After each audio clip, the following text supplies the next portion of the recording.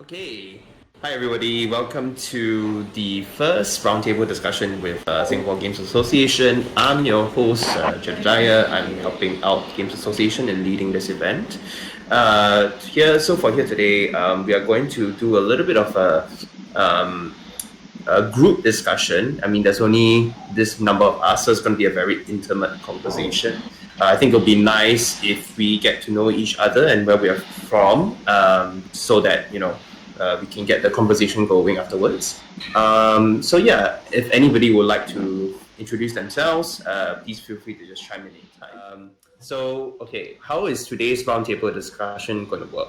So can everybody see the screen? Because I won't be able to see your cameras since I'm on full screen mode for my PowerPoint. Yeah. Can see it? Everybody just watch the stream and you should be able to see. If anyone has any issues watching it, please ping in the room one text. Yeah. You should see a PowerPoint slide. Yes. Who am I speaking to? Hello? What? Someone said, can you hear me? Did someone say that? Yeah. Okay. I think let's just go ahead. Sorry to that person. Anyway, yes. So for today, the format for this roundtable discussion, we're going to do the Unconference format. And I think this might be new for many of you. So maybe let me explain how this Unconference format is going to work. So what is an Unconference? I think many of you might have already known about the regular conference or expos that you see out there.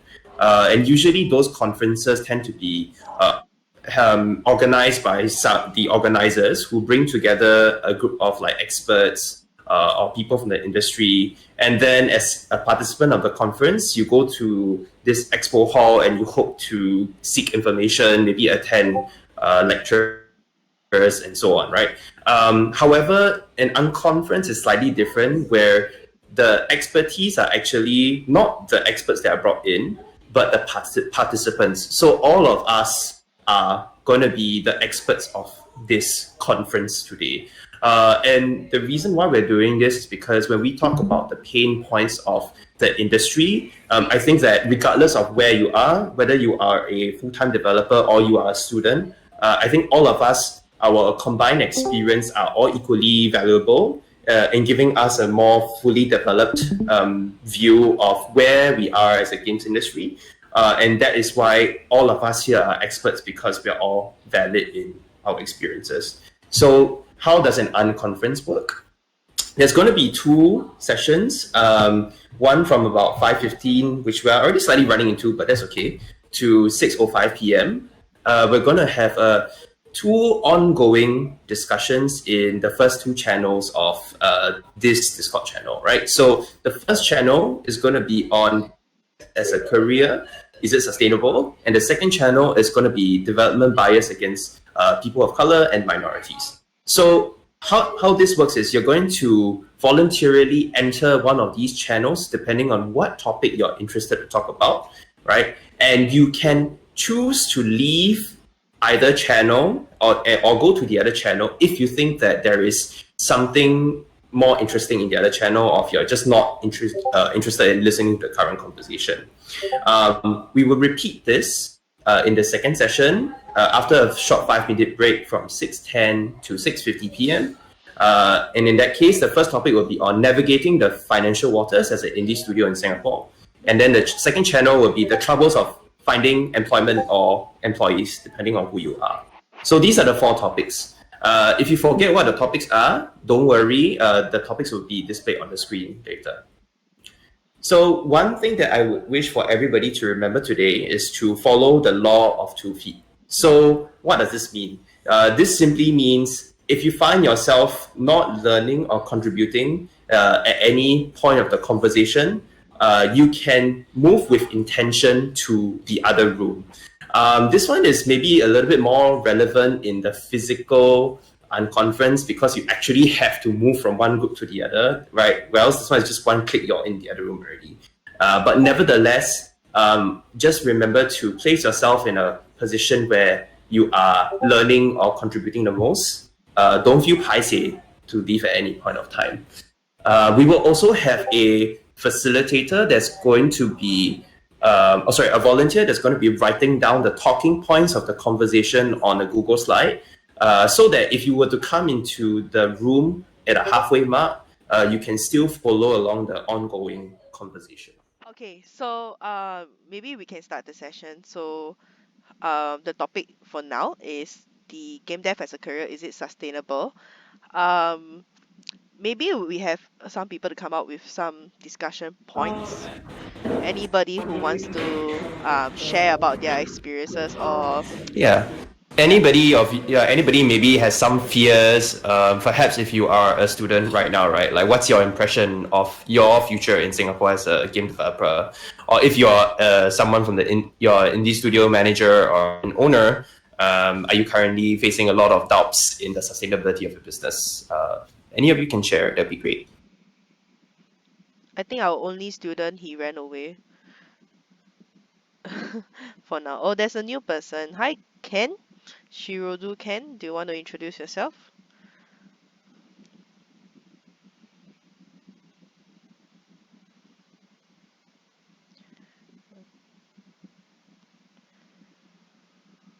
Hello, hello. Yes, Eugene. You're unmuted. Do you want to say something? Yeah, I think most of us here are like industry veterans. I don't think there's much doubt that whether it's sustainable as a career or not. I think if there's students who have like questions in terms of sustainability, I think the people who are more veteran can answer. But I think like most of us here seem to be veterans also.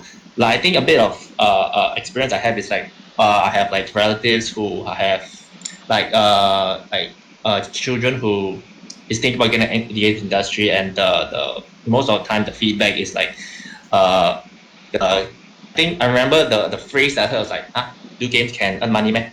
This kind of thing. So I think it's about getting the older generation to understand that games is sustainable as a career. It can bring them far as well.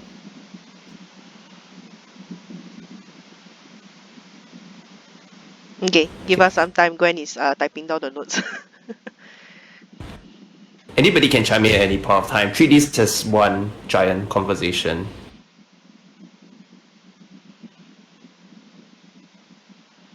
Yeah, but I think earning money versus sustainable is a very different question. I think also it's depending on the perspective, whether you are coming from an indie perspective, basically like startup perspective, or whether you're in a corporate setting like a AAA studio. I think they are both very different in terms of like career opportunities, right? Because when you are in a startup, basically it's all hands on deck. You are not siloed. You're very agile, and you're able to adapt, right? And sometimes the designer has to do QA, or the designer has to do project management, or the QA guy may need to do some programming. You have to have that because of the leanness. You have to contribute, right, into the startup environment. But when you are in a bigger studio, like in a AAA studio, I mean, naturally there is some form of progression, right? There are different paths that you can take. Like when I was at Ubisoft, there's typically two main tracks, right? Whether you are going on to the management track or the what we call the expert track, right? So whether you are an expert within the specific job family, like project management, programming, or game design, or you go more into like management track. So for example, if you're a technical director, you're may be more into the management track. You may not be doing the day-to-day coding per se, but you are managing the programmers, right? So but of course, in a structured environment, you face with the dynamics of things like managing performance, being having like 360 reviews, and things like that, which is typical corporate environment. Which then again, if you think about a creative industry, it might be quite counterintuitive, right? Because in the creative industry, you are expected, or rather you would want to be as agile and as fluid as possible. Everyone wants to pour in and contribute to the end product.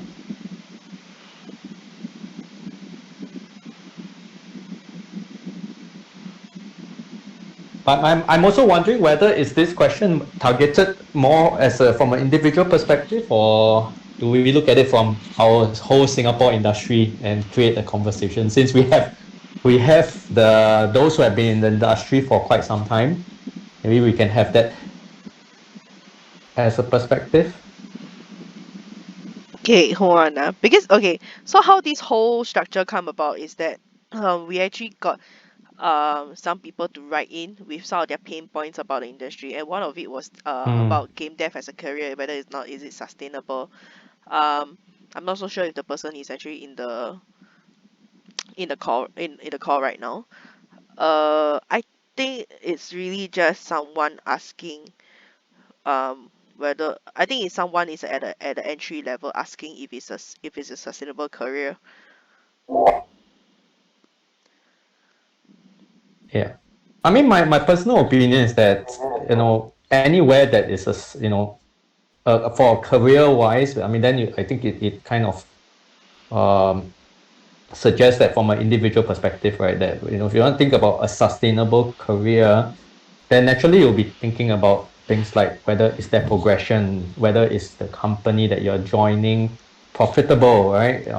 And things like that. So of course, I think as a startup, it's very difficult. Yeah. Hi, this is Anant again, and this is sorry. I'm putting in. It is a question that sometimes I have been asked here as well, and it is sort of. I think it's a very. I think sometimes I think the problem with I've seen with people coming in from high school or colleges. They're gamers. They love games. They're coming in. They have ideas. They're coming from the creative background. Sometimes they mistake sort of the fun of playing games with the actual business of what games is. And I think in some ways when you work with studios, what differentiates sort of successful studios are the ones who are absolutely brutal about treating it as a business. No different than how sort of any e-commerce, any company treats it, like a brutal business based on milestones, KPIs, product management, and those kind of things. And just looking at it as a game, they have a few ideas, and then treating it a bit like, well, I'm just going to do something and launch it. And we've seen that sort of differentiate sort of the successful ones against the ones who don't necessarily reach the full potential. Then they get a bit disillusioned, and then they sort of move on. It's not like they don't have talent or something. I think sometimes there's a mismanagement of expectations about what they're getting in that I've personally noticed. And secondly, I think it is. I just find the whole the whole concept of launching and then the post-launch process requires so many skill sets. And as I think Scotty, is that Eugene? I didn't get the name, but Don. What he rightly pointed out was, when you're working with Ubisoft or when you're working with the larger players, there are so many processes in place, there are so many support systems in place that you don't necessarily get the whole feeling of what it takes when you're a smaller studio. But is that something similar to what you guys have seen in Singapore? That I've sort of seen here, where there's a bit of a disillusionment or this bit of a difference between what is expected and what really needs to be done. And people coming in are sort of a bit wide-eyed about, hey, I'm going to develop a new game, launch it, and it's going to make $1 million a month or something like that. And that really doesn't happen. There's a whole lot of work that has to go in before that even comes about. Yeah, I actually really agree with you. I think there's a huge mismanagement of expectations there. I think that in general people are just like don't get me started, man. So there are in Singapore specifically, right, we do have kids who are interested in games, but that's only because like they start playing games and they're like, oh, this is actually very interesting, and they'll start looking around for like a course about it. And we conducted some roundtables with the schools here that offer game development as a course, and most of them mentioned that they have to manage the expectation of students coming to them and be like, hey, if I join this course, I get to play games, right? And like they don't really have a basic understanding of what game development is. So you are right, there is a huge mismanagement of expectations right there. So that's just the first level, right? The Yeah, second but level, I think that's also quite true, right? Because I think this mismatched expectations about the industry is not just also from a career perspective, but also I think it's the perception for those who are actually not in the industry. The general perception is like, wow, okay, this is a huge industry. There's a lot of money that can be. The market size is so yes. huge. So naturally, people think there's a lot of opportunities, but if you go down to the details, right, like okay, how Mm, much of this market share is really going to which company and that sort of thing, then you know how also quite skewed the industry could be, right, and its challenges and also where the audience are also are right on and all the different markets. yeah, definitely. So the first, that's one of the most common mismanagement expectation. The second one that I was gonna say was, um, those who are interested in game development, they want to make a career out of it. A lot of them often do not have a basic understanding, or there's a lack of understanding of what commercial games are versus like passion of just making games, you see. uh like what you say, a Yeah. lot of them think that they're gonna make a game, it's gonna be fun, they love it, they're gonna launch it, and yeah, they will rake in the money like that. They don't really, how do you put it, in the past definitely I think this would have worked, because in the past we didn't have much games. Every game that came out was something new, but nowadays it's really hard to get a game, a really Yeah. exciting game right out there. A lot of games are just clones of each other, or like they um they draw inspiration from one another, so there is similarities in games as well. So you have to kind of like one up that by properly applying like monetization strategy into your game, um properly considering like how do you want your game to be, like is it going to be F2P, is it going to be premium, which platform is it Yeah. going to be. So there's a lot of things that they don't consider now, and I think that is a huge problem. And because of that, we do get devs who burn out because they're like really passionate, they really want to make a game, but just because they don't see that revenue afterwards, they kind of fall back and they kind of just disappear, you see. So there's that burnout right there. Yeah. Mm. That's interesting. So, where do you think the sort of the education of how a process is, or where do you think the education where do you think the education is lacking, or how can these guys be better prepared for basically going into a career in this, like with having a realistic expectation, and then looking at it as a business, and then ensuring that, because in some ways what we have seen is whenever we have seen developers, they sort of fall into a couple of buckets, or say three or four major buckets, right? One is like a serious hobbyist who is doing work for hire, who's trying to build a game and will launch it. Then you have the small studios, typically who are a bunch of friends coming in, solid creative ideas, really good. And then you have some guys who are a little further along, who look at it as a business, and they're sort of in a different trajectory. The ones that I find very interesting are the ones, of course, who are the serious hobbyists and the creators, because it's not like they don't have good ideas, or they don't have a promising game. It's just that they can't necessarily you know, put in place processes that can have the highest impact, right? Which is, yeah, I mean, doing a lot of the optimization, the localization at game launch, as opposed to focusing on that a little later. I mean, doing some of the things like focusing on, really focusing on the keyword targeting, localization, ensuring that you're spending a lot of time on the game launch as you do in just preparing the game. Something like that. Where do you think sort of there is like a gap in education? Okay, so some of the stuff that has come out with our roundtable sessions with not just the schools, right, with the companies as well, right, is that often not like in a course there's a chance that they're just focused a lot on technical skills. So students most of the time they are not really exposed to like the business side of things, marketing, monetization and all. But at the same time, we can't really blame the schools because the industry is ever changing. It keeps changing. The trends always change, and it's kind of hard Yeah. for the lecturers to also keep up with the trends. So there is that.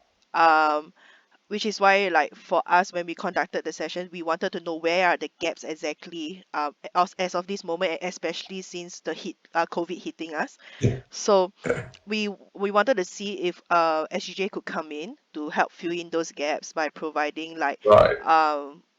some short workshops about like business of video games, how to market your game. We can bring in like external speakers and all to match with the schools, depending on what do they really need actually. So Right. those are some of the baby steps that we are taking to try and see if we Right. can fill in those gaps, because there's no such thing as a forever solution in my Yeah, opinion. no, Yeah. there's not, and I think that's why I find this quite interesting because it is messy, it is hugely complicated, and to be fair, I don't think a school can teach everything, and neither should a creative developer worry about so many other facets, right? I mean, Yep. ideally, you want a creative guy focus on creating a good game, doing the production, doing the some of the doing Yep. the game mechanics, or focusing on that, and not necessarily focusing on localization. That is someone else's forte, right? I mean, you can't Yes. have one guy who's going to be acing everything. It's just not possible. So, absolutely, I don't think it's just right. Like in Finland, for example, right? There was some of the game developers as they became veterans. They started really mentoring a lot of the junior developers in educating them about really the processes that makes for a successful game. So it almost became sort of a very because it's also sort of a small country. They decided to just keep it within themselves, and they had huge success. And Finland, as you know, plays sort of an outsized role in for its size in sort of the game development market, and their successes they've had since then. But they have that, they've had a whole system where the veterans kept on educating the younger generations coming through. And so yeah, that's so for me. Yeah, I'm not pointing out. I don't think it's the universities should. I think the universities just should create super guys in their fields. It's just I think the game development has become so complicated. The whole process. It's I think how can sort of the association then create groups to mentor up and comers into sort of understanding the messiness of actually having a successful game. Actually, maybe also just throwing out there from a slightly different perspective is this notion about career counseling. Because I think if I recall when I was in university, like I was in Singapore Management University (SMU), which is generally a very business-centric university, and it was actually compulsory for every student to actually go through some form of career counseling. So I don't know whether this is kind of widespread across the education system down to like the polys, for example. But I think there's some elements of this where industry could play that role to kind of facilitate that process so that I realized that the whole deep thing about career counseling, it's more than just about knowing what is in this industry and that, but it really goes down deep into an individual's aspirations and values, right? And that actually, how do you connect those values with what is your career aspirations? And I think that's a very important part as well. To kind of connect that to the younger generation. So I don't know whether maybe this could be an area also the association through the mentoring program or advisors program that could work. Are you offering your services? If so, yeah. But no, I think career counseling could help. Um, maybe at the school level for career counseling, there may not be any like specialized counselor that could really give updated advice. That's what I feel. Eugene, you want to say something? Oh yeah, I just wanted to add on, like, I think at Disney we get a lot of proposals, and you can see some of the developers. I think it's like what Anand said. Is like, I think you can sum up with a lack of sophistication in terms of publishing game, and then it's I think gone are the days. I know, like, you create a game that's fun and it will work out. And I think you can see a very big difference in terms of the understanding in games as a business from a developer who even for indies who previously were at a big studio or big company and gone through the whole process, and versus those who, like, out of uni, they start like a small indie games outfit, and then try to I just take on the world, because games are global. You're fighting against like everyone in the world. You're fighting against Tencent. You're fighting against your NetEase, Netmarble. So it's you have to reach a level of sophistication in terms of like matrices, processes, post launch cadence, things like that to really compete. I think maybe for like in terms of like how to help industry, I think it's good to get the like students into like some sort of internship with like big companies, so that they understand the processes. But I think it's also hard because like a lot of companies might not have the time to really like teach. So I don't know, maybe some form. I think in the past there was like conferences to like share in Singapore. I remember was it Casual Connect or something like that? Yeah, Last Casual few years. Connect. It died a long time Yeah, ago. yeah. But I felt some of the talks was quite interesting and useful. But like I think like our equivalent of like a mini GDC stuff like that Yes. would be very helpful for the smaller companies at least. Okay. Okay.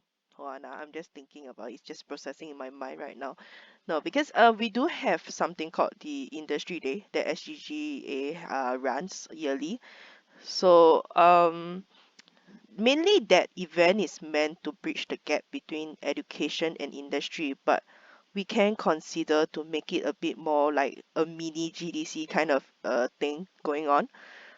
We can consider it for Isn't this that year's. what Gamescom Asia is trying to do? Yeah, but like we can do like a super mini one just to test things out as well on our side.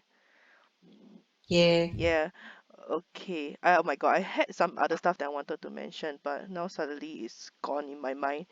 Do anybody else have anything that they want to add on? I see the slide is being filled with a lot of stuff, and I also see there's Andrew here from DigiPen. I remember you. Do you have anything you want to add on about game dev as a career? Do you think it's sustainable, or any of your worries, or any? You can just bring it up here. Hi. Um, I'm actually working at the moment, so I can't really focus. Oh no. Oh But no. you can ask Brandon Yu, who is a local indie. Oh my god. Hey, Definitely a Sabo What the Brandon Sabo, hell? instead. Sabo. Wait, what going on? I didn't even pay attention. Oh no. So Brandon Oh is here no. Is there also. gonna be a quiz at the end of this? No, it's not a quiz. So basically, right, the topic is about game dev as a career. Do you think it's sustainable or not? So Oh, it's really about everybody giving their feedback, their point of view, their opinions. It can be from any perspective, you see, because most of the things that we were talking about earlier was from industry point of view, like for the few of us who've been in the industry for a while. But what about from right. either like a fresh grad or someone who's still studying entry level point of view? Like, what is your view on this matter? I think that it's a bit different for for example, for myself, right? I'm not planning on entering a company, so I'm actually been doing solo game development for the past few months. And in terms of the commercial viability of that, I'm actually not so sure. But what I do know is that like, I have a lot of friends in like various countries who were able to kind of make it like through the solo road, which is I guess what I'm familiar with since most of my friends who made it went through that. So I don't think like country really plays that big of a factor in it. Of course it does, but I feel that like you can still make a lot of contacts through a lot of different game communities online and stuff like that, and a lot of them are willing to reach out and help. Okay. I don't know if that answers the question at all. I have something to ask. So you do solo dev work, right? Yeah. Has it been sustainable for you? So right now I am probably going to do some part-time work with like tutoring in terms of programming Okay. very soon into the future. So I don't think at the moment it's sustainable because like right now I'm also doing like stuff like art commissions on the side, Okay. and that's how I'm like yeah. So by itself, of course, since there's nobody backing me or anything, it's not exactly sustainable. At least not in the short term. Okay. So these solo game dev work that you've been doing is mostly like passion projects, is it? What do you mean? Like, oh, as in like, am I planning on selling it? No, because you mentioned that like I was asking you about sustainability, right? But you mentioned you were doing Mm-hmm. some side gigs, you're going Oh to be yeah, doing yeah. tutoring. So, but you still do solo game dev work. So for your solo game dev work, mostly are they stuff that you're working on for yourself, or is there like a client involved, or like how? Oh, it's for myself basically. So it's most like it's under passion projects then. Yeah, Okay. yeah. Mm, I see. I'm So probably not the best person to ask about this. no. So do you think that if with the right support, maybe via funding or like incubation or whatsoever, would you like be do you think you'll be able to continue solo game dev work and sustain yourself? Um, Yeah, probably, but like I think so I've actually asked a few people who how like for advice on like how to make it sustainable, right? For solo development specifically. And I think I was asking the risk of brain developer and he told me that like it's about time management, but most of the people who like talk to me about it also tell me about the same thing, but they add on the fact that for a first game it should be very short. It's not something that you thrive off, it's something that you survive off. So like you make it short, then after you get it out there, then after that you can build up more of a reputation, and then your future games are more likely to succeed in that manner. At least that's the common trend that I've been hearing from people who have made it with solo development. So So I'm planning to try that. so ideally churn out casual or hyper casual games. I mean, because with the short time frame, most likely is within that genre, right? So hyper Mm, casual games and just keep it going, keep that momentum going. Not necessarily, like it depends on how fast. Like, of course, if you're a solo developer, it's limited. But if you've been building up a framework over years or something like that, Oh you can yes. probably make something a bit more complex. Oh yes. It really depends on person to person, I guess. I wouldn't say like just hyper casual or like casual games, Mm. Okay, understood. if that makes sense. No. I mean, like if I mean, if you're a programmer, right, you do have a certain Mm, framework up already, right? It'll be very easy for you. yeah, It's gonna sound horrible, but like you can reskin and stuff. So you can reskin your yeah, games yeah. and you can just twig around with it. And It it can be also, yeah, different. it also depends on a lot of other factors, like if you're just a programmer or if you're also an artist or Mm. you're a musician, etc., etc. So for my case, I'm only like I do art and I do programming, but I can't do music. So I had for that kind of thing, I'm maybe working with some external musicians. So it really depends on a case by case basis. I think is what I'm trying to say. Well, Andrew Sabo means yeah. Yeah, I wrote in the text that he's sabo only. Then he said he will give some points when he's done with his work. So yep. Wow, I sure believe that. Okay. Maybe Matthew, do you have anything to add on for this? Because Yeah, you guys run a publishing house and an incubation space as well. incubator kind of. Yep. Yeah. So I think that the issue we firstly face is that the incubation is actually a little late stage. We are actually asking for a prototype of the game already. So we are actually in the process of putting together a prototype funding round kind of thing. Uh, Smaller sums for earlier stage ideas or concepts to come in. And I think that kind of really helps indie developers with the sustainability at the start. Not something you really see a lot in the industry because Matthew, wait, paiseh, because it's a bit muffled your side. Can you speak louder a bit? Sorry. Sorry, wait, I'm outside now. I just had a meeting regarding this also. Basically, we are putting together early stage prototype funding, vertical slice funding. So you get funding from concept all the way, we incubate all the way until vertical slice. And if your idea is bigger, we can publish it ourselves, or we introduce you to publishers, external larger publishers, definitely. So that's something we're trying to put together actually to help this. Okay. Sorry, because just now you suddenly cut off. I'm not so sure if Just, you're Cheryl, done. maybe if I can add a point. Don't want leh. Um, Okay. I just want to add a point because I'm just also reflecting, when I left Ubisoft, the kind of thought processes, right, at that time, right?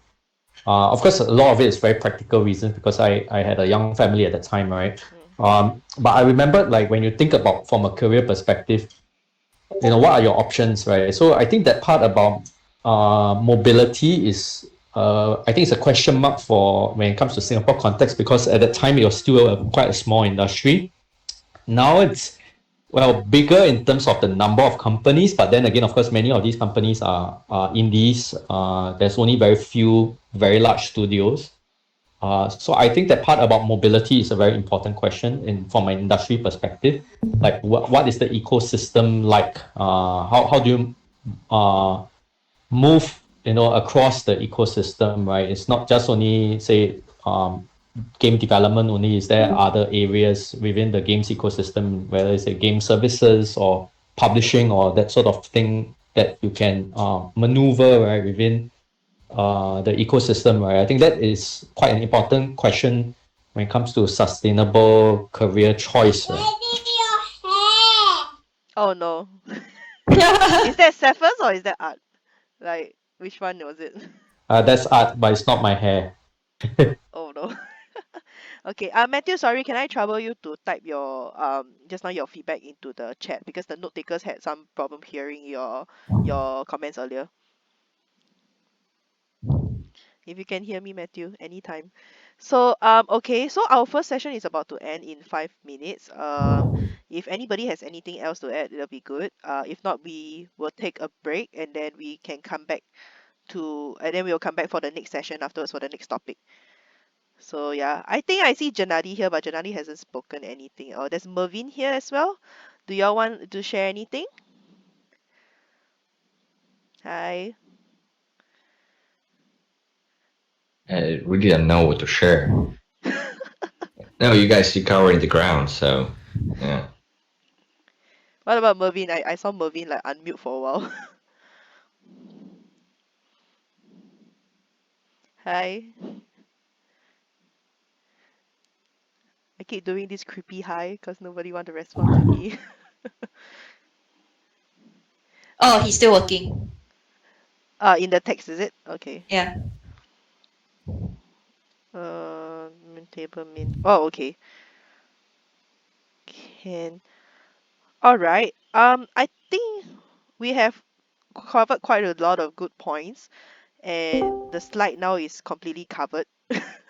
So I think with that, Jedi, we are good to end the first session, right? Yeah, we can end the first session. We're going to actually take a 5-minute break. And then come in about 5 minutes, you can head to the main room to see what the two topics are. And then from there, you can choose to go whether to channel 1 or channel 2. So it'd be the same thing. Because growing people, teaching people, it's a different task. Not every company can do that. So you want to find people with experience, but in the game dev, especially if you have like indie studio, it's hard to provide competitive salary, and people just go to the banks or other places with the high salaries. So yeah, that's a problem that we experience here. As someone who's like actively looking for work now, I would agree with your assessment because, well, it's more of a, I'm kind of jaded because job search hasn't been going too well, but like I think that it's also a cultural thing because you know, like Asians and Singaporeans, they're just like, you know, you once you graduate, find a good job, earn some good money, etc., etc. But obviously, you know, like games, like software in general pays well, but in compared to games doesn't pay much. Well, I guess not. Maybe that's the incorrect term, but like it doesn't pay as well as software development. So, no, I see a lot of fellow programmers from Japan. Like I would say that at least 60% of them are currently working in software development, despite obviously their whole undergraduate um, degree program being based in doing game development. And yeah, lah, I think that's maybe a cultural thing. But I feel like it's getting better because Singapore's government has been doing this thing called a traineeship, and it's helping some companies set up like these little traineeship programs that uh, are kind of better, I guess, have a bigger audience than traditional internships. I myself actually, I don't know whether I should say this. Oh, It should be fine. you're part of the traineeship, is it? I am actually, I think it should be fine. I actually went to interview to do production internship at Lionfish, and it the only thing right now preventing me from signing a contract with them is just government needs to do some approval first, because obviously they're the ones uh facilitating like majority of like the allowance. Oh, so you're the But one yeah, under Lionfish. Okay. yeah, Yeah. just waiting for them only. Yeah. But yeah, yeah. Sorry, my take is just that uh, game development as a whole doesn't pay as well as traditional software engineering. So that may that may be why you're having trouble finding uh, programmers. In addition to the fact that Singapore has a smaller pool of talents in general. Yeah. Yeah, I do agree with that actually, because when we spoke to the companies especially, right, they did mention that what they're lacking right now is honestly not just programmers in general, but mostly senior engineers as well. So Mm. yeah, right. Traditionally banks, like just general fintech and all, they do pay better. So that is a huge issue, and in some sense it is hurting the our games industry a bit, because people, when they get burnt out, or when they have to consider financial stability, they do often jump off Mm. out of the Mm. industry. So part of it is like, part of what we are trying to figure out is what can we do to help retain the talents in this industry. And yeah, it's a hard topic. It's just annoying. I mean, it's like what they always say, lah, like passion can eat or not. Yeah, fashion can eat or not, Yeah, air can but eat or not. Ay, yeah. it's fun to do, but if it doesn't pay the bills, then ultimately, most people do it as a hobby. So, Yeah. So, while we say that, right? Yes, I do think mm, that the traineeship thing that the government has rolled out has really helped things a lot. Especially for Lionfish, because if I'm not wrong, they did get a few new employees through the traineeship, and it's mm, worked out quite well for them. It's just that, as you know, the government side, they do have some restriction and requirements before they can proceed with anything. So yes, and um there's really, just like the previous session, right? There is a mismatch of expectations. Like, um, a lot of kids sometimes not all the time, they do go into a game development course and they are like, oh yeah, I'm gonna learn game development, I'm gonna earn big bucks, man. That's pretty much how it is most of the time. Yeah, it is quite sad, because when we spoke to the schools, they said like that's legitly how most of them feel. Like some of them know, they kind of understand what game development is. They know that it's a growing industry, it's going to earn money, but they don't really know what are the opportunities there. They don't really know what kind of roles or position are there. They just like, oh yeah, I just want to be in this. So there is it's really a mismatch of expectation. There's not much proper research done. There's not much knowledge of how our industry works, which is why with and it ties in with the whole talent pool issue, right? Is that we really want to do firstly educating the public. And when I say educating the public, right, we have different tiers that we are targeting. So the first level would be actually the students who are actually taking all these courses, because they are already in the course, right? So it's best that we inform all these students first. Then secondly, the parents level, because we all know that with the certain generation gap and some stuff, and they a lot of them do not typically understand what do we actually do in the industry. So educating at that level is important.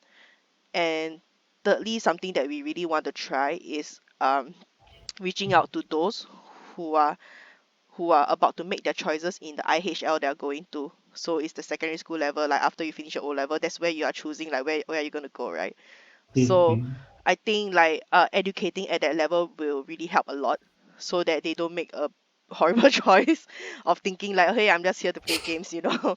So there is that, and hopefully with that, right, it is a long-term plan no matter what. So hopefully with that, um further down the road, we get lesser of people accidentally or like mistakenly taking up this course thinking like, you know, they're going to do whatever it is. Let's see. So that is part of the thing. uh I really feel that this whole thing is really just a mismatch of expectation, and the fact that there's a lack of education or lack of awareness of how our industry works. So it kind of it's just part of the reason, right? But then it kind of leads to these issues that, yeah, we have brought up earlier. Yeah. I will also bring up another more like traditional point that obviously no one can do anything about, but there is a lack of big name companies in Singapore, and I think it's sort of like a catch-22, right? It's like Singapore isn't well known for games, so people don't think game development can work in Singapore. And then because lesser people work in game development in Singapore, I mean, maybe I'm incorrect about this, but then there isn't such an influx of big companies coming to Singapore. But of course, like, you know, companies like Riot and all are coming in. So maybe maybe this problem is getting better. But compared to somewhere like, well, okay, this is a terrible comparison, but you compare to America, right? There are opportunities literally everywhere. So I know, I get what you mean, but yeah, yeah. the example could have been better. So I think in general there's also the fact that if we compare to like our neighbors, right? For Oh yeah, example, okay, like sure, yeah. Malaysia actually. yeah, That is yeah. fine. So even for Indonesia, but the one that I was gonna compare to was actually Korea, because in Korea, right, Oh yeah.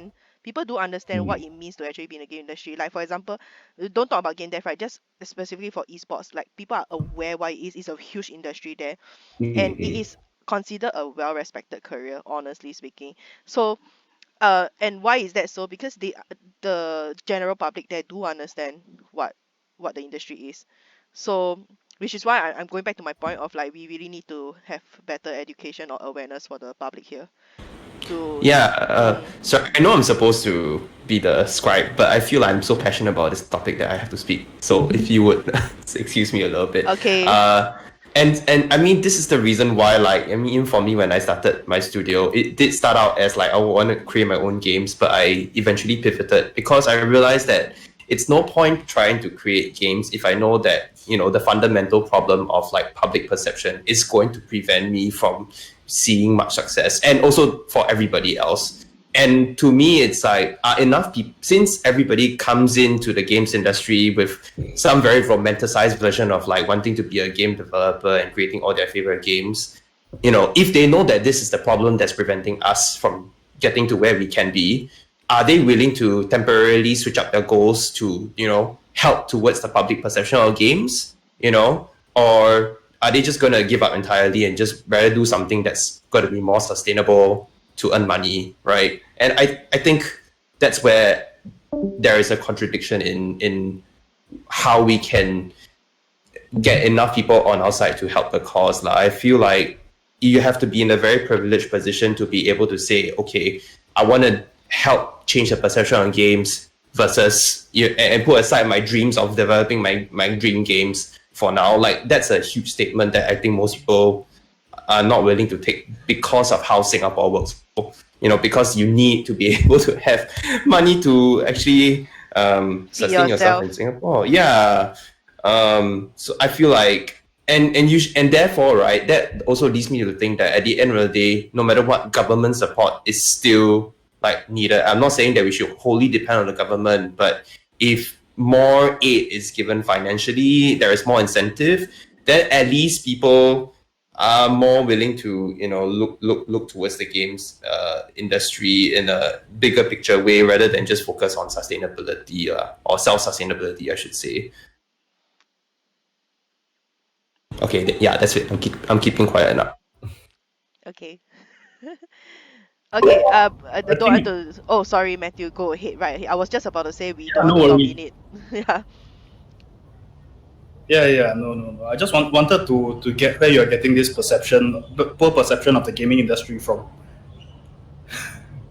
Me Like, or did you? who? I don't know, everyone or anyone who has a bad perception of the game industry. Where's that coming from?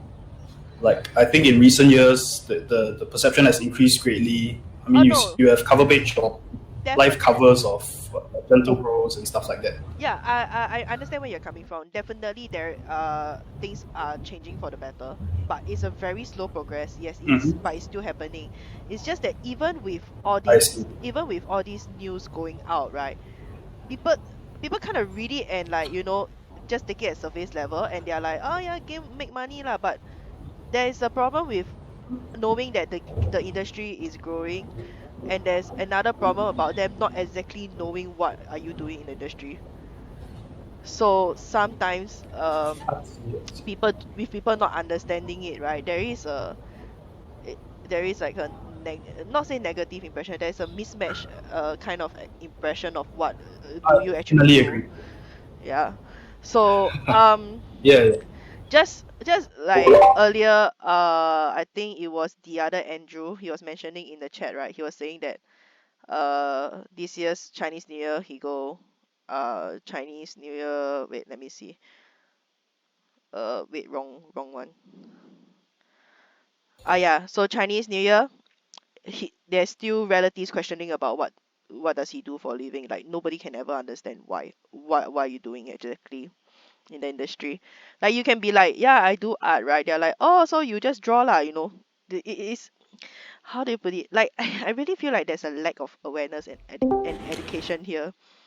Yeah, but no, even that, right? Like, oh my god, what's happening? Even that thing about National Arts Council, not if you try to apply for their grants, right? And this is the one that Brendan is helping me with. Like, if you try to apply for grants and then they are like, oh, but games are not art, right? So you therefore do not qualify. Like, what is that, right? I mean, that if even the entire stat board, if a stat board doesn't understand what games are, then I'm sure the rest of the public also shares very similar lack of understanding towards games, right? And that's where the education department is very important.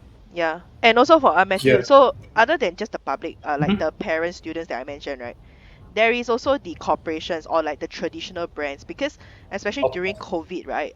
We did have quite a few corporations come up to us asking us like, hey, we want to make a game and we want to do this and that, and the client expectation versus reality lah. Yeah. So it's I agree. they in the beginning they really do not understand what games is, and some of them are like, yeah, we want to do gamification, but then the thing that they're giving us is like, this is not what it is.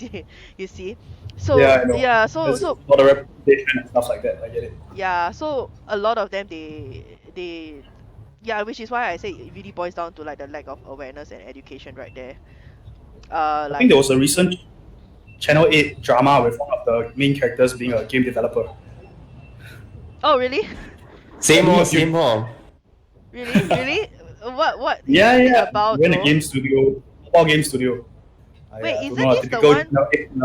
Wait, this is the shit. Is the super dead one? Is it? I forgot already lah. But that was my Chinese New Year experience. Incubate games. Jedi, you should check Super Dead or something. Yeah. I think it's the Super Dead one. Yeah, totally random point, but yeah. No, yeah. So there is like a bit of effort, I guess, over there to try and include, because if I'm not wrong, this one right before it came out more than a year ago, they actually contacted me and they asked like, hey, could we use your office to film like what our main character is a game developer? And I'm like, what?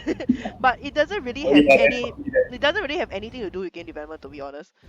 It's like, oh, he happens to be Yeah, a no, it's game just developer. Yeah. So yeah. Token game developer. yeah, so I'm like, Yeah. if you're gonna like, like when you portray someone like being in tech and all that, right? At least educate the public a bit about like what exactly they're doing, not just like, oh, he happens to be like, you know, doing blockchain. Like what the heck is blockchain? Can you please explain more? Kind of, because to the general public who are the target audience and who are the usual audience for this kind of channels, right? They might not know what it is. You see. So yeah, I think in our traditional media and also mainstream media, we do need to have a bit more effort in pushing out the what exactly is the industry about. Agreed. Yeah, so that's the unfortunate sad part here. I mean, traditionally, I still get people who's not just old generation, okay? Like I'm talking about people who used to be my batch, studying the same game development course back then, who's like, hey, why are you still in the industry? Like I went into banking and I'm earning so much money, and like sometimes I just have to like not punch them. So like even people who used to study, they don't really think like there's any worth in it. So like sometimes it's hard to find the balance over there, kind of thing. I don't know if you have ever met people who are like, yeah, I'm earning so much money in banking, insurance, whatever. Why the heck are you still doing games in comparison?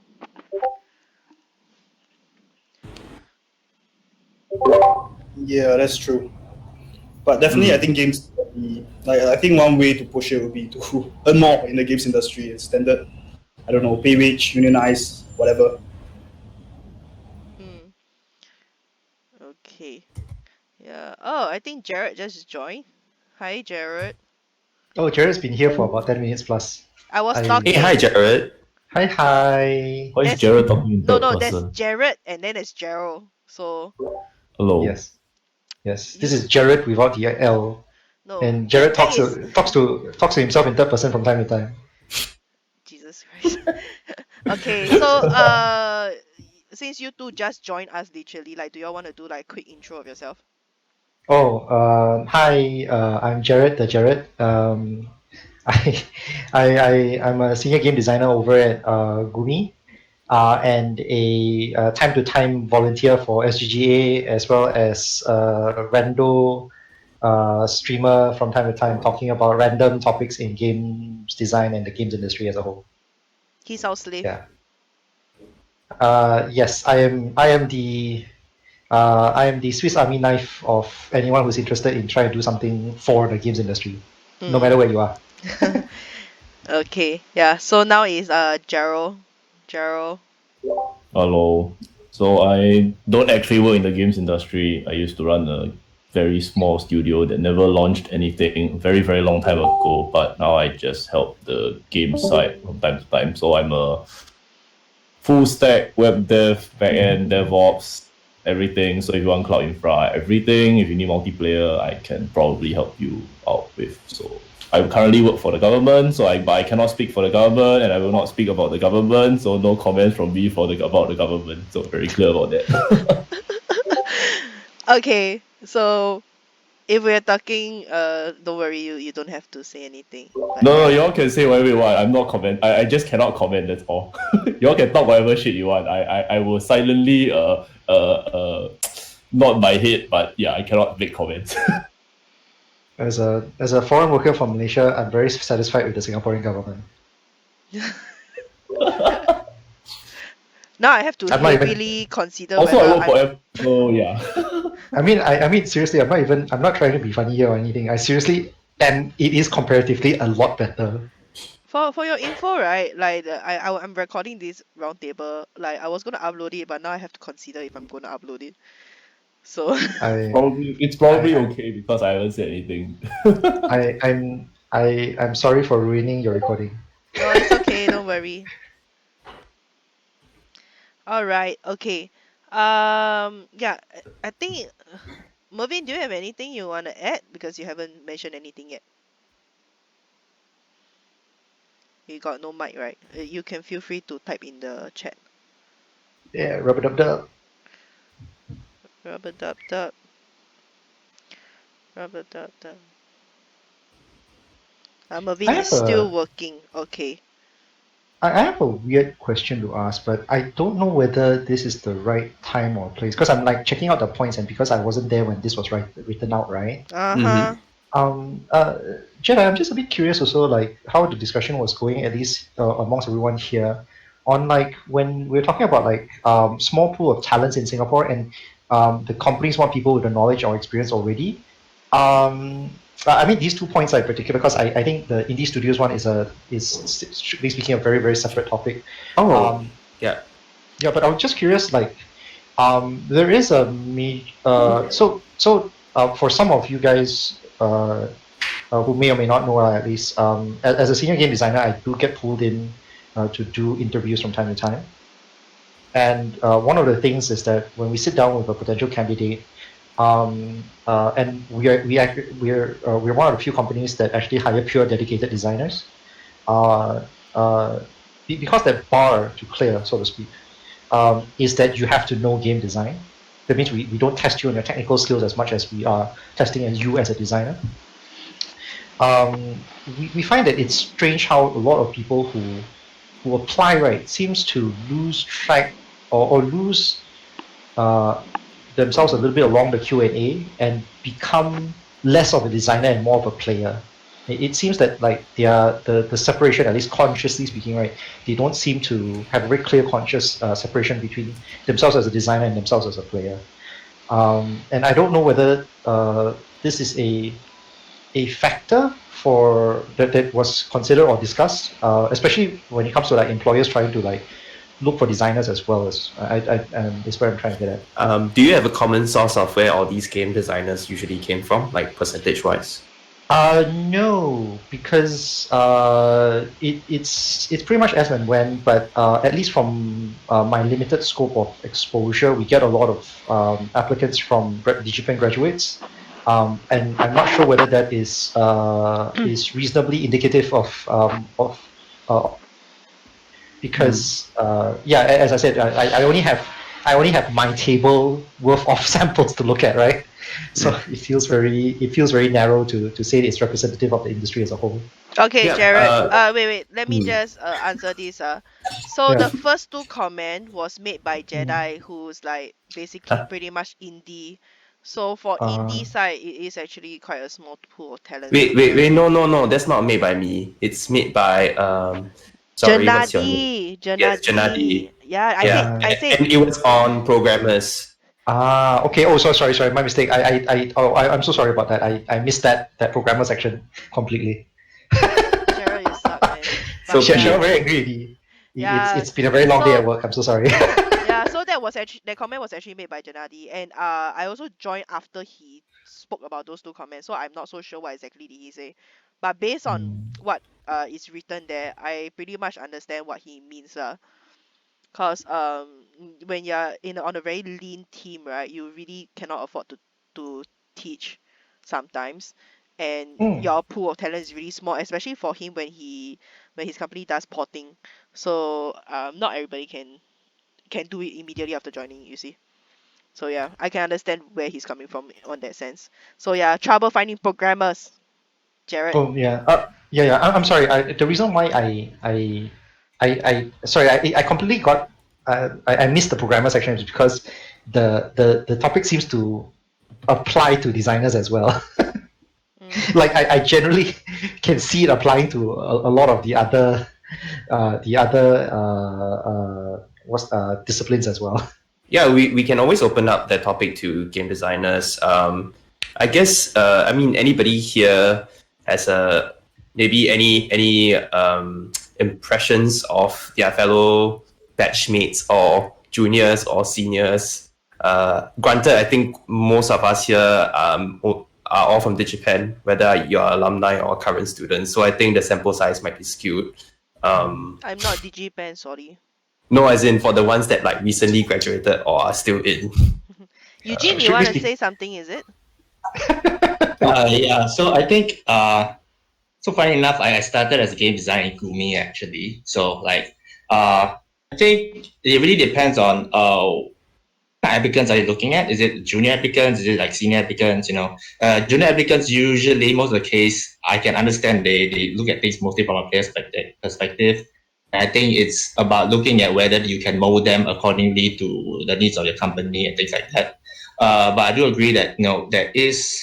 I don't know whether it's like the more senior or veteran guys.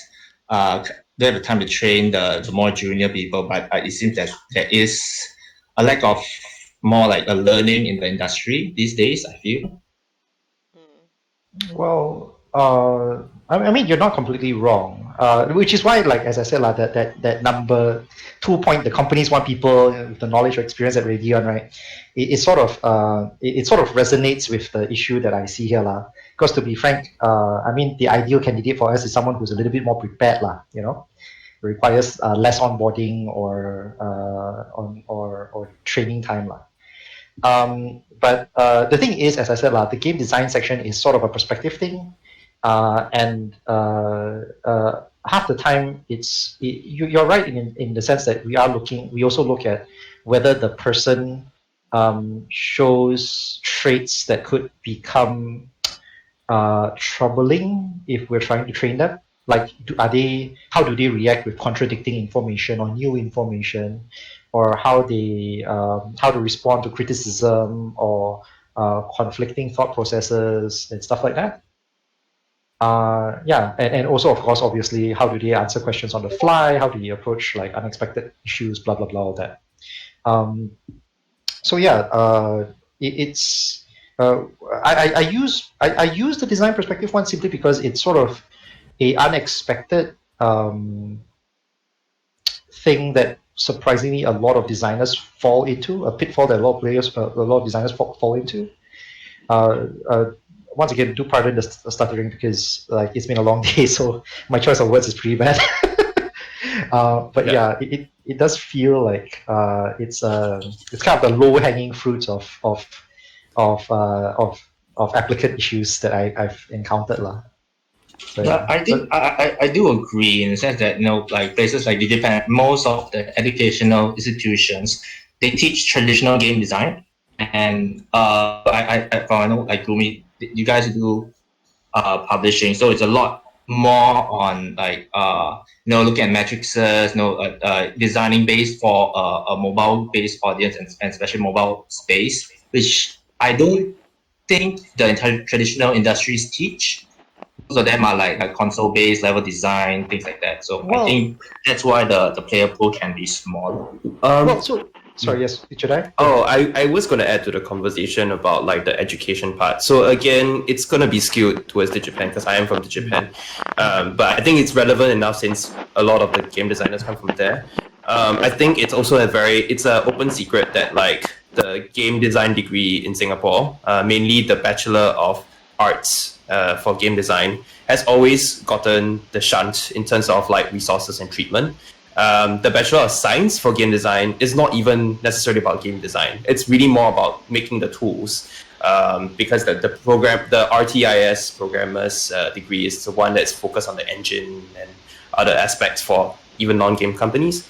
And without saying too much, I also know that within the meetings in the higher echelons, this has happened before, where the Bachelor of Arts for game design degree gets completely left out of the conversation by the one leading it, because there is favoritism, right? So I feel like that itself already contributes to an environment where, if being a game designer in DigiPen, what are you actually learning? Is it of quality? Are people encouraged to think outside the box? And I think that I still remember, even when I was a student, like I started out in Bachelor of Science for game design, and I moved to Bachelor of Arts game design in a couple of years because I just realized there wasn't enough design stuff to do in the Bachelor of Science. But I hesitated because there was a reputation. Like, people saw the Bachelor of Arts for game design as an inferior degree, be it maybe because of, you know, the maybe the pay that you get upon graduation, the opportunities. Like, everybody just thought of that as inferior, or it's like the slack degree. And I feel like that's pretty sad, right? Like, it's game design. Like, how can that be slack? And I wonder if that's also a general attitude towards the arts in general that's very insidiously like motivating that. But in any case, I do feel that at least within the context of DigiPen, you end up with game designers that have not fully developed and are actually not ready for the industry, but yet DigiPen ships them out anyway and says that, oh yeah, you know, they graduated, right? Yeah, so I think that's just something to take note of. Actually, quick question, right? Like, do the course teaches you how like do game balancing, economy balancing, things like that? It only started recently. Like, in the past, there wasn't such courses. So in my batch, I think it just started and taken it, but I was running out of credits already. Yeah.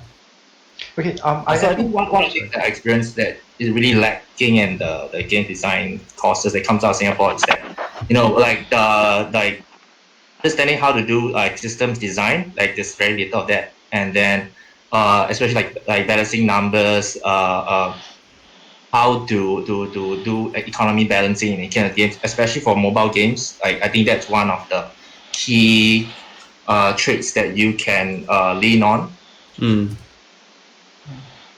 So yeah, oh, sorry, go ahead. I believe they're experimenting with certain, at least from what I remember before I graduated, they seem to have been experimenting with certain different things in terms of like teaching for this kind of stuff, but it's usually an optional class.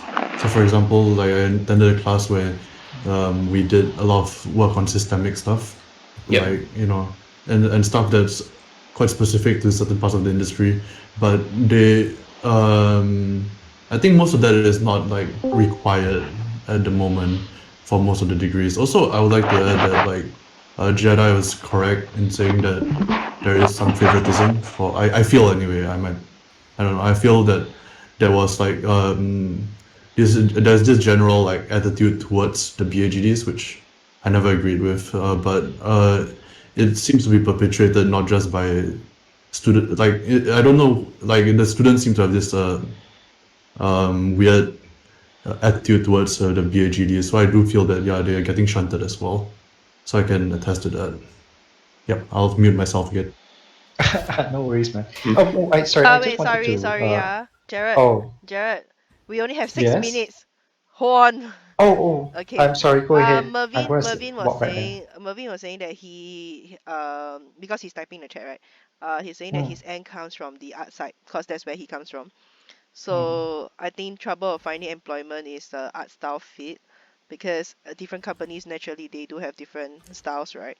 And certain schools they do have their own house style, which might not work if the project that they get onto, or like eventually when they find a job, it requires a completely different visual style.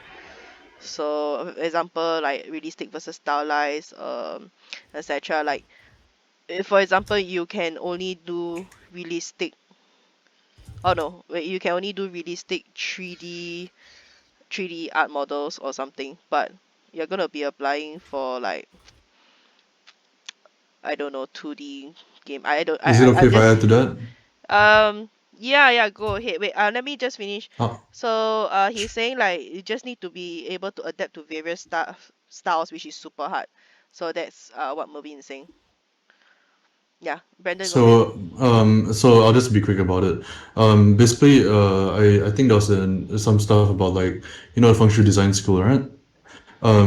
Basically there was a bunch of students coming out of it who had the feng shui art style, and I think a lot of that comes from the fact that the way they teach it is the industrial design style.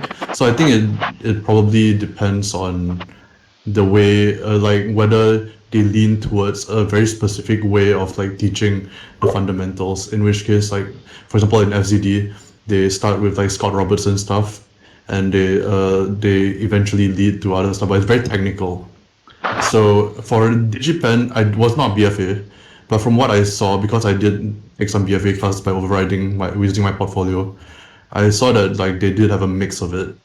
So I think that in that sense, DigiPen is a little bit more equipped for like allowing artists to change the different styles because a lot of the times for like the games in DigiPen, a lot of the games require a certain style and the artist needs to kind of adjust to that, and usually they do fine.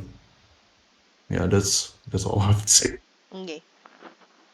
No, that's valid input. No, Brandon, don't feel. Why every time you talk, you feel so bad? That's valid input. Sorry, I'm a bit tired today. No, it's okay. There's also Jared who's damn tired and like going off the rail. Okay, Matthew, yes. No, nothing. I just want to say I agree with Brendan, and it's in the industry also. I mean, Ubisoft has their own art style, Koei Tecmo has their own art style, stuff like that. It's totally normal.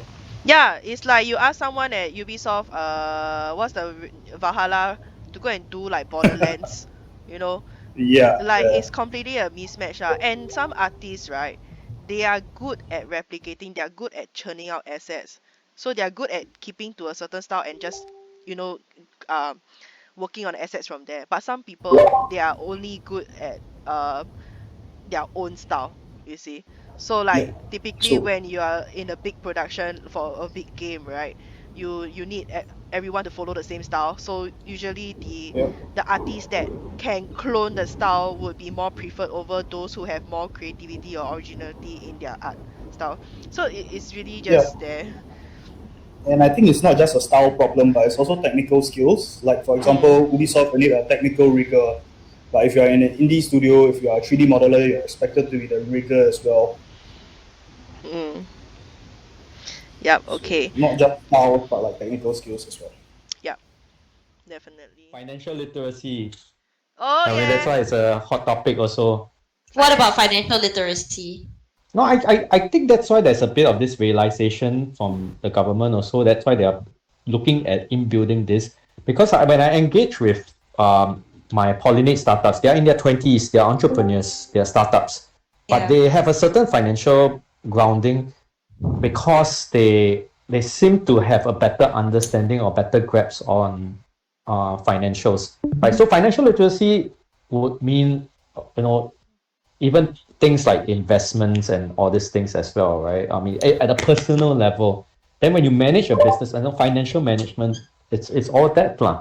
That that I don't think our some of our game industry talents coming out from the schools, right, are exposed enough, because usually when they're in the school, they're more deep into that, unless they are exposed to business or finance related modules. No. So I think there's now that drive to bring down earlier, right, down to even secondary school level to understand, right, about financial management and literacy. Okay, I'm sorry, I'm gonna have to cut everybody off Okay, already. thanks so much, Yes. But I Warren. agree with Don a lot. There are students who basically, when they are going out into the industry, they don't really have proper financial literacy. They don't have any idea about management and all that stuff. So yes, I agree with you, Don. Let's all move on to the main room. So go live. All right.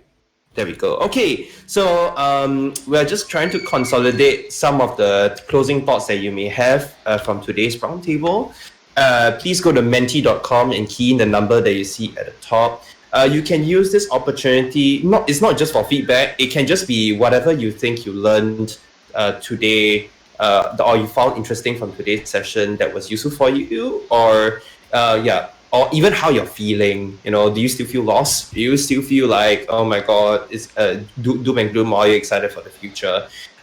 So this is a live update screen, so please go to menti.com, enter your comments now, and we should start seeing everybody's thoughts flow on the screen.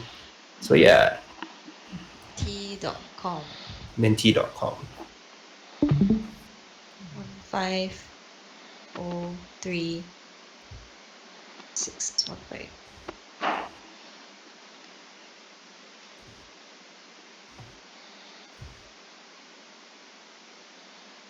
Yep, so anything you want. Can Meanwhile, you post the link? Oh, okay. Okay. I can post the link. But it's just okay. Yeah, Hold on. it's right on top there. It's menti.com. Menti.com. It's right there on top. See the screen. I'm sharing the screen right now. Yeah. Yeah. Oh, okay. Yeah. Jedi, I sent something but it didn't go through. It didn't go through. Does it Do auto you have go a up? Oh yeah. I think it should be updating now. Oh yeah, the middle one is me. Yeah, Cheryl, more sauce. Yeah.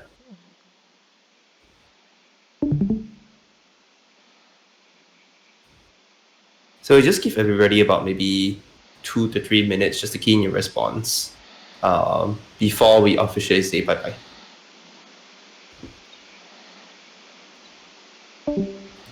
Hey, where's everybody's response? So long your response. Yeah. That's good. That's good. They're writing things Essays. into it. Woohoo. Jada, we all good for tomorrow night, right? Or is it no Sunday night? Sorry. Sunday night. Oh my god, don't scare me. Yes, Sunday night. Pocho. Hey Cheryl, when's the next drink up? Cannot have drink up lah. 8 packs. You know how our devs are when they drunk, right? Or like tipsy. Cannot Yeah lah, I know control lah, I one. know. Or when's the next Exco hangout? We just had a Got 8 hangout. people. We just had a Yeah, I hangout. know lah, I saw. It's not purposely you, okay? We had 8 packs max, okay? Just that Karen didn't make it last minute. We show you Unofficial drink up with smaller groups. 8 people group. official drink up with smaller groups. Sounds Lah, good. but now I got quite a bit of time at hand. Let me know lah if you all want me to chill No, for lunch I told you or to come back as our slave already. Oh my god. not slave lah. I need to also look for new opportunities, right? So yeah. Yeah, we are. I'm not. But I don't rush. I don't rush into this whole work from home thing is to join a corporate in a work from home environment is like it's a recipe for disaster. I also never asked you straight away. But I told you when you are ready.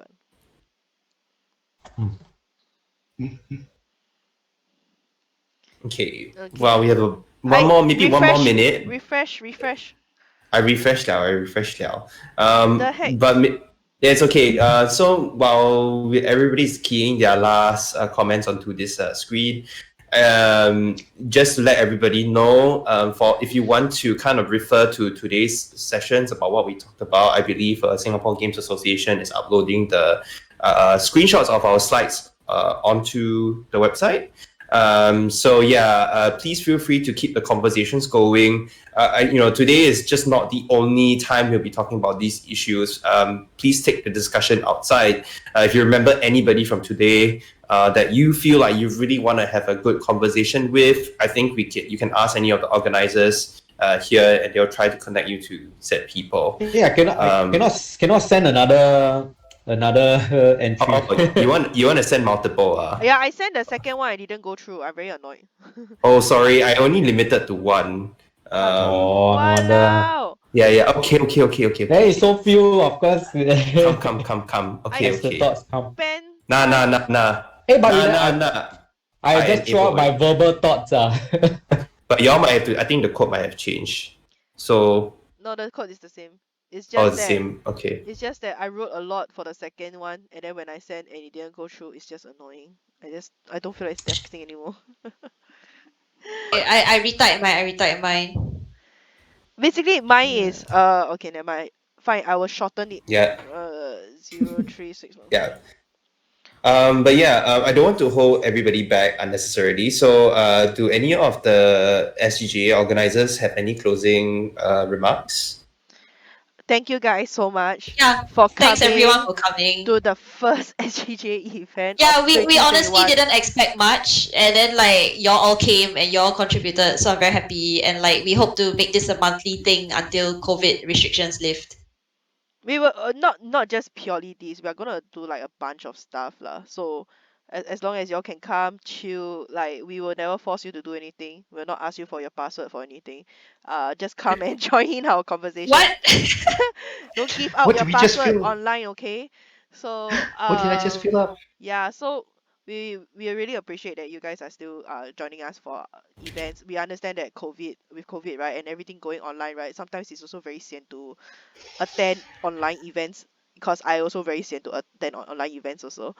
But yeah, Yeah. we are hoping that restrictions will lift further so that we can really get the game dev drink up back, because that is like the most highly requested event for us to bring back, and we are aware Hey, of it, and we are maybe trying to get have it. it as a have a drink cup that is groups of 8 or something, like find a way to just force the group of 8. We can. It's just Or just the session is just 8 people then, but have it more regular and spread out the slots for different ones to join you What want. do you think about it starting at 5 p.m.? Do you think we should push it back to 7 p.m.? Yeah, because previously we did it at 7 p.m., but some people requested for work hours. Is it harder for it to be during work hours? Actually, I know the answer. Quite a lot of you told me that you're working still, couldn't really reply. Okay, so we know the answer already. Yeah.